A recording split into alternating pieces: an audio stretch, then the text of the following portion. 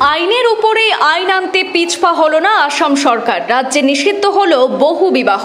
আসামের মুখ্যমন্ত্রীর কথাই যেন আইন। কয়েকদিন আগেই বহু বিবাহ বন্ধে আইন আনার কথা বলেছিলেন ডক্টর হিমন্ত বিশ্ব শর্মা। বহু বিবাহ বন্ধের প্রস্তাবে অনুমোদন হিমন্ত মন্ত্রিসভার। 7 বছরের কারাদণ্ড ভোগ করার আইন আগেই রয়েছে দোষী ব্যক্তি বা বহু বিবাহকারীকে। যদিও ভারতীয় আইনের BNSS এর 82 নম্বর ধারা মতে বহু বিবাহে 7 বছরের সাজার আইন রয়েছে। মুসলিমদের উপর প্রযোজ্য নয় BNSS 82 নম্বর ধারা। তবে রাজ্য সরকারের নতুন আইনের এখনো বিশদ তথ্য প্রকাশ পায়নি। কেউ একাধিক বিয়ে করলে তার কারাদণ্ড এবং জরিমানা দুটোই হতে পারে, সিদ্ধান্ত আসাম ক্যাবিনেটে।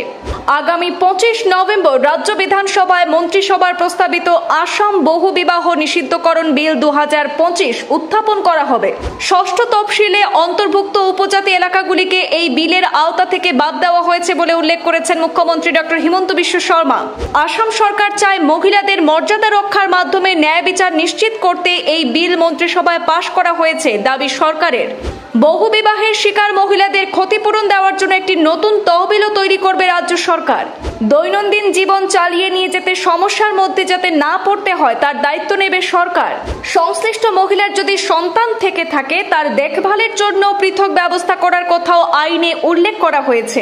প্রাথমিকভাবে বড়োল্যান্ড টেরিটোরিয়াল অঞ্চল, ডিমা হাসাও এবং কার্বি আংলং এর মতো উপজাতি অঞ্চলের ক্ষেত্রে প্রযোজ্য হবে না এই আইন। যদি কোনো মুসলমান 2005 সালের আগে 6ষ্ঠ তফসিল অঞ্চলে বসবাস করে থাকেন তাহলে তিনিও বহু বিবাহ আইনের শাস্তিমূলক ব্যবস্থা থেকেও অব্যাহতি পাবেন।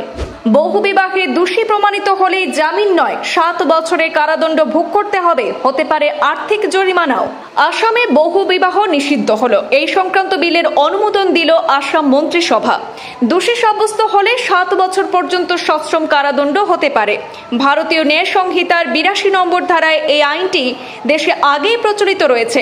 তবে সেই আইন মুসলিমদের জন্য প্রযোজ্য নয়। হুবহু সেই আইনের ধাঁচেই আসামে নতুন আইন আনল রাজ্য সরকার।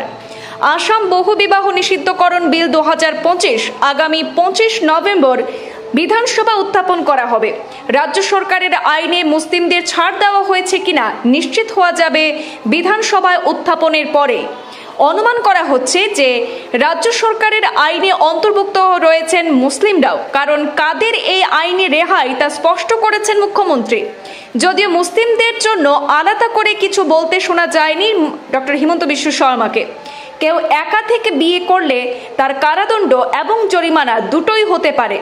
আসামের মুখ্যমন্ত্রী ডক্টর হিমন্ত বিশ্ব শর্মা গতকাল ক্যাবিনেট মিটিং পরে সংবাদ সম্মেলন করে বলেছেন যে আসাম মন্ত্রিসভা বহু বিবাহ নিষিদ্ধ করা সংক্রান্ত বিলে অনুমোদন দিয়েছে। এতে দোষী সাব্যস্তদের জন্য 7 বছর পর্যন্ত সশ্রম কারাদণ্ডের বিধান রয়েছে। প্রসঙ্গত, আসাম সরকারের উদ্দেশ্যে মহিলাদের মর্যাদা রক্ষা করা এবং ন্যায় বিচার নিশ্চিত করা। মুখ্যমন্ত্রী আরও জানিয়েছেন, প্রস্তাবিত আইনের নামকরণ করা হয়েছে আসাম বহু বিবাহ নিষিদ্ধকরণ বিল 2025। আগামী 25 নভেম্বর রাজ্য বিধানসভায় সেই বিল পাশ হবে। 6ষ্ঠ তফসিলে অন্তর্ভুক্ত উপজাতি এলাকাগুলিকে এই বিলের আওতা থেকে বাদ দেওয়া হয়েছে।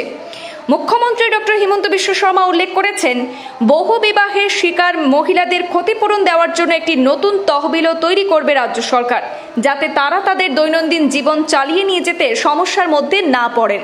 পাশাপাশি সংশ্লিষ্ট মহিলার যদি সন্তান থেকে থাকে তার দেখভালের জন্য পৃথক ব্যবস্থা করার কথাও আইনে উল্লেখ করা আছে।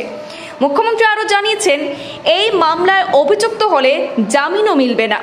এই বিলে বলা হয়েছে বিবাহিত অবস্থায় আবার বিয়ে করা ফৌজদারি অপরাধ হিসাবে গণ্য হবে। নতুন আইনটিতে সংবিধানের 6ষ্ঠ তফসিলের আওতাধীন অঞ্চলগুলিতে তাৎক্ষণিকভাবে প্রযোজ্য নাও হতে পারে।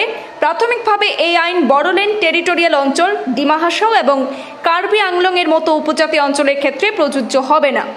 তবে মুখ্যমন্ত্রী ডক্টর হিমন্ত বিশ্ব শর্মার কথায়, যদি কোনো মুসলমান 2005 সালের আগে 6ষ্ঠ তফসিল অঞ্চলে বসবাস করে থাকেন তাহলে তিনি বহু বিবাহ আইনের শাস্তিমূলক ব্যবস্থা থেকেও অব্যাহতি পাবেন, অর্থাৎ তার উপর এই নতুন আইন কার্যকর হবে না।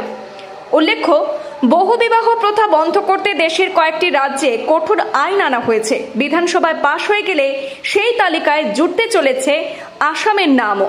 আসামের বিজেপি সরকারের দাবি যে রাজ্যের সামাজিক শৃঙ্খলা বজায় এবং অভিন্ন দেওয়ানি বিধি প্রতিষ্ঠার জন্য এটি একটি গুরুত্বপূর্ণ পদক্ষেপ।